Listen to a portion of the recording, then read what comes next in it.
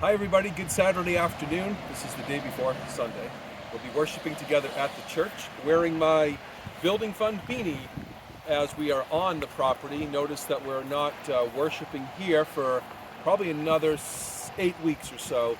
We are thinking all about our spring and getting ready. This is obviously not the nicest of weather. This is the March, March comes in like a lion, goes out like a lamb. So I guess it's going to get stormy too these next couple of days. But what amazing progress we've had on this land. Can you believe what's going on here? Things that you've never got to see, completely now flat in the back here. Well, I shouldn't say completely flat, but at least flatter. And the truck's been here throughout the last couple of days, not here today. But some of the thoughts I have is that we will have some work ahead of us. Thinking about a couple of work days. Saturday, no joke, April Fools, we're going to have a work day here. And then a couple weeks later, on tax day, April 15th, so get your taxes done early. At least thinking about those first two Saturdays, have one, take a break, get back over here on the 15th. There's a lot of things that we need to do to get ready for the setting up of the tent, and we bought brand new sides for the tent. The tent's going to look very nice this season. And I've just been thinking about how many steps that we still need to take long before a building gets here.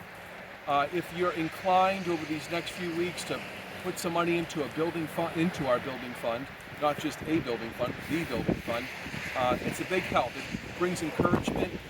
We've put a sizable amount of money out in the last few weeks between engineering and land clearing. Every time you write a check, it's another $5,000. I mean, we take steps and money gets spent. But we're doing that in preparation for what's coming. Let me remind you that tomorrow morning, we'll start at 9:15 at the church with Sunday school. It's daylight saving, so make sure that you set your clock forward tonight. You wake up in the morning, it's like, what time is it? Well, it's going to be an hour later if you haven't set your clock tonight. Just a reminder. But I want you to keep praying.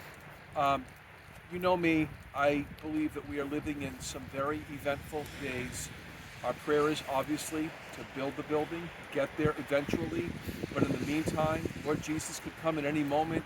We are prepping ourselves with these first 7 addresses in the book of Revelation to prepare our hearts to be effective in 2023.